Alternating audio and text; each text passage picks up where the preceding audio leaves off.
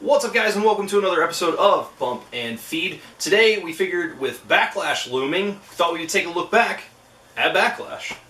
Yeah, Backlash has been around for a long time. It took a little bit of a hiatus, but it looks like we're back to Backlash. Back to Backlash, absolutely. And the thing that I hate the most, not to be weird, but I do wish they'd bring back that old set. But yeah, 1999 was the inaugural Backlash event. And in 1999, it was actually still called In Your House for this event.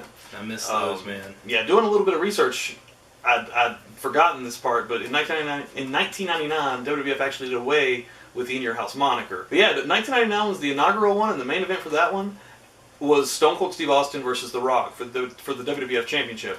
And through the history of Backlash, we always are brought back to basically coming off of WrestleMania. Yeah. So, and this one's a little bit different. We're coming off of the greatest Royal Rumble ever, but we're still basically coming off of WrestleMania. And what happens is basically we get the rematches, and we'll get a lot of stipulations on those rematches to end the feud. This was either 2000 or 2001. I'm thinking 2000.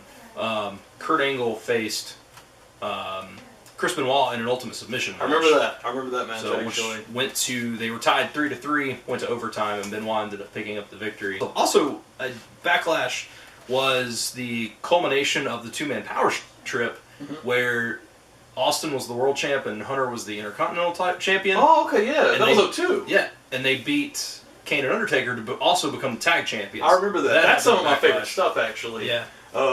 Yeah, Austin and Triple H together then was so good. Austin was a heel finally in the WWF. Yeah. That was really good stuff. Yeah, I like that. I forgot that happened at Backlash. Yep. Another major one that was really a pretty pivotal point in Randy Orton's career. Oh my gosh. 2004, Cactus Jack versus Randy Orton in a street fight. That was amazing. Which is maybe my favorite Orton match ever. Yeah, I could definitely say that. It's one of my favorite matches of all time. Yeah. This was a little bit after Foley retired in 2000. He would sporadically come back. I think this was the first time he really came back from like a long hiatus, and he was still the man in 2004. He was. He could still do everything that you thought and wanted him to do. And I'll never forget Randy Orton taking that bump.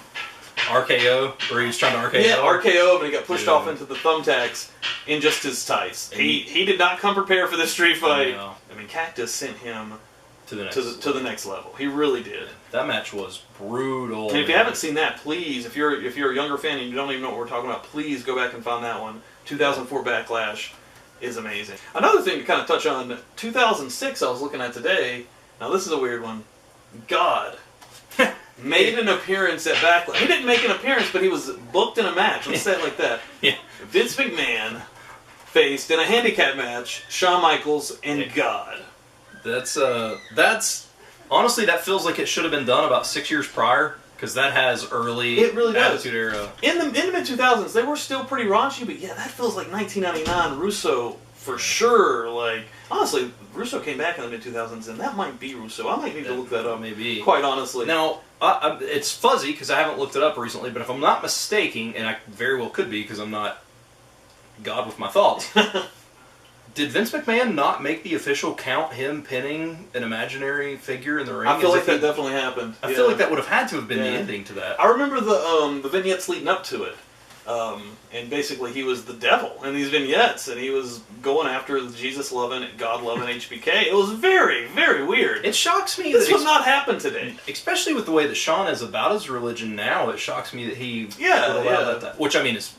Because, I mean, you have guys like Ted DiBiase and Sting who wouldn't even work for the company for a long time because of the stuff they did, and then you had Shawn Michaels, who was the forefront of the company and had the same beliefs. I'm not saying anything, but another feud that kind of boiled down at Backlash from 2009 was the Hardy Boys.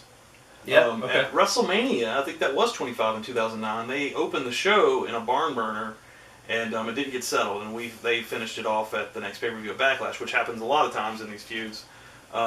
But Jeff Hardy picked up the victory in an I Quit match. And then we got it brought... That was the last Backlash in 2009 until 2016 when it got brought back.